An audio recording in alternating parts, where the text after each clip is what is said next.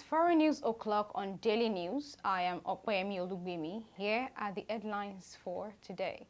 Ukraine-Russian war intensifies as drone attack causes total blackout.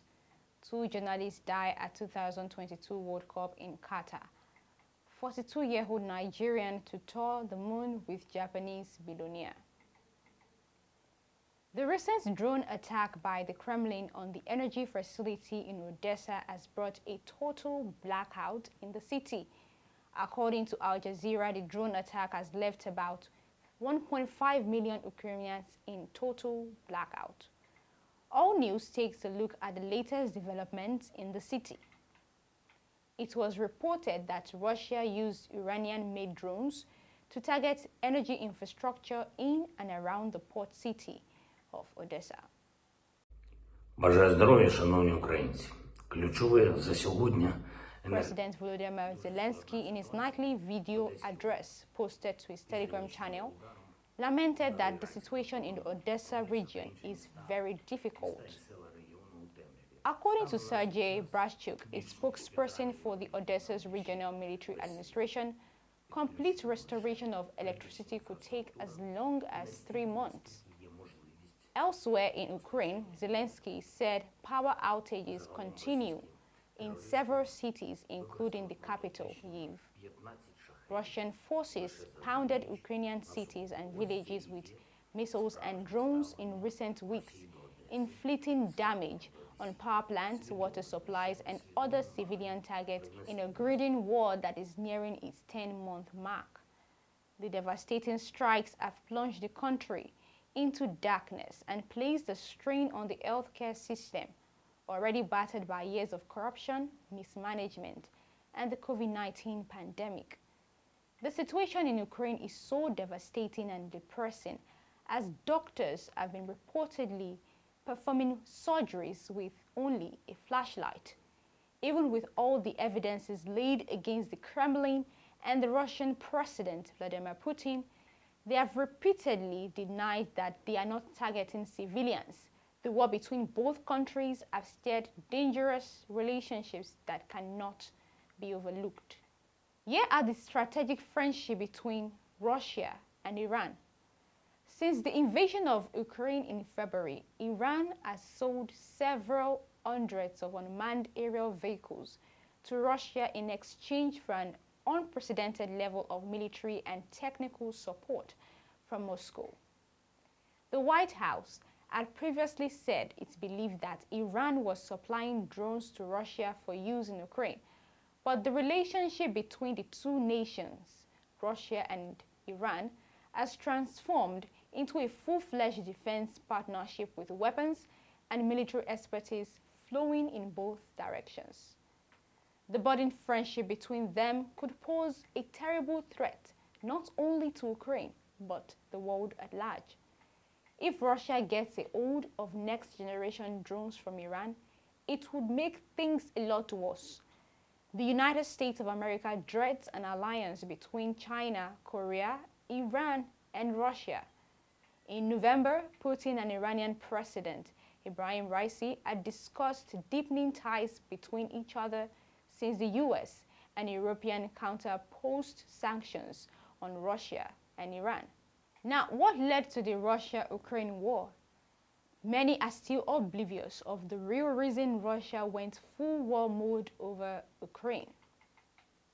According to information gathered, the Russia-Ukrainian war did not just start in the year 2022, but there has been an ongoing war between Russia and Ukraine since February 2014.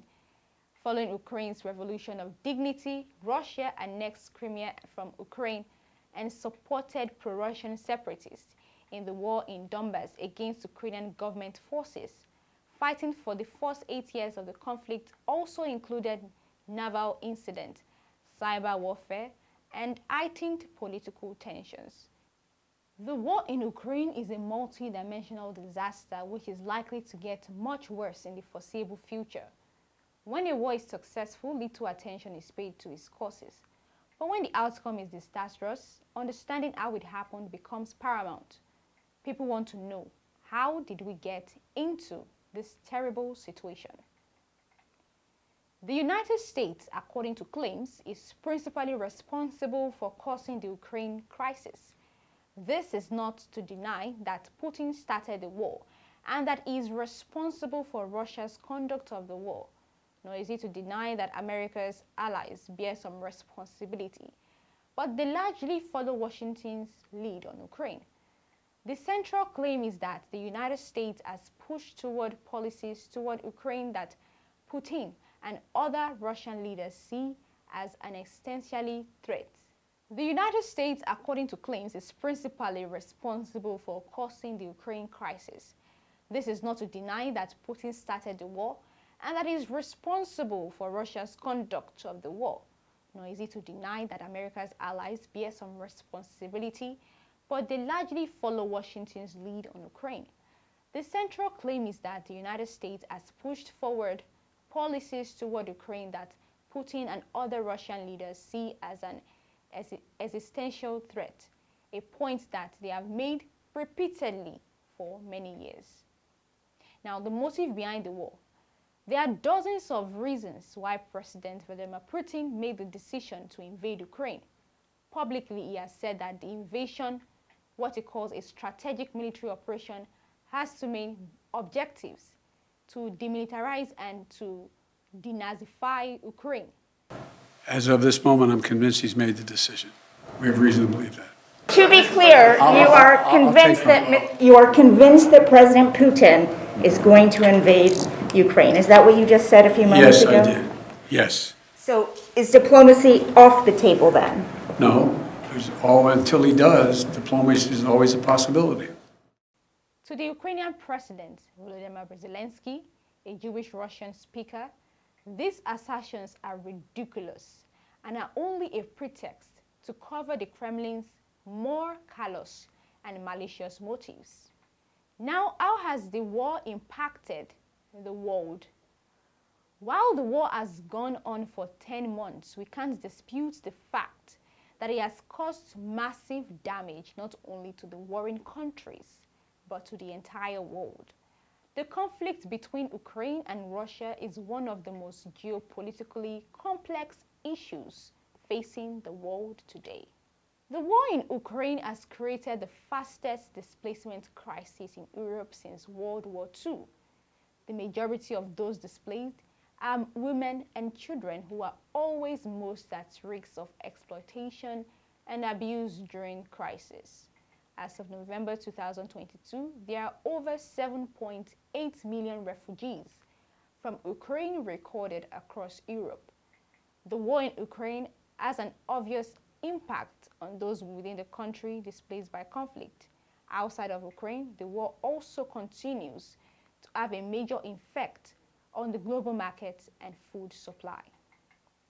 Ukraine's inability to export grain throughout the first 5 months of the conflict worsened a global hunger crisis with catastrophic impacts throughout the world.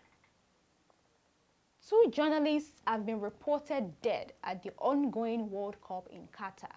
A prominent U.S. soccer journalist, Grant Wall, died while covering the World War in Qatar.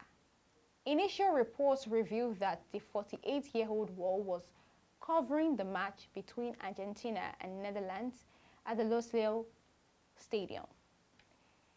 In a post on his personal website, Wall said he felt sick, that medical personnel on site at the World Cup told him he probably had bronchitis. He said he was given antibiotics. On December 5, in a post on his personal website, Wall said he felt sick and that medical personnel on site at the World Cup told him that he had bronchitis. He said he was given antibiotics. His wife, Dr. Celine Gonda, tweeted late Friday that the news came as a complete shock. Khalid Al-Mislam, the second journalist to pass on, was a photojournalist from a Qatari channel. So far, no further information has been released about Al-Mislam's death on Saturday. The World Cup in Qatar has so far left 2 fatalities in the media, both within a few hours of each other. A Nigerian, Yemi Akinyemi, has been selected to travel to the moon in 2023. The 41-year-old chair choreographer will be one of the 8 crew members traveling around the moon with Japanese entrepreneur Yusaku Maezawa's team aboard one of Elon Musk's SpaceX rockets. The 8 passengers Yusaku Maezawa wants to go with on his voyage around the world is in SpaceX Starship was announced 4 years after he first said he would. Maezawa pledged funding for a mission in 2018 to enable creatives on par with the late Pablo Picasso or Michael Jackson to travel beyond Earth orbit. Some of the individuals he chose are utilizing artistic mediums that weren't allowed when Picasso was at his best. Out of more than 1 million people who expressed interest to Maezawa's Dear Moon website from 249 countries and territories, the 8 crew members and 2 alternates were selected. To keep up with All News Nigeria, kindly follow us on all social media platforms on the screen. We'll be back with more news updates tomorrow. I am Opeyemi Olugbemi.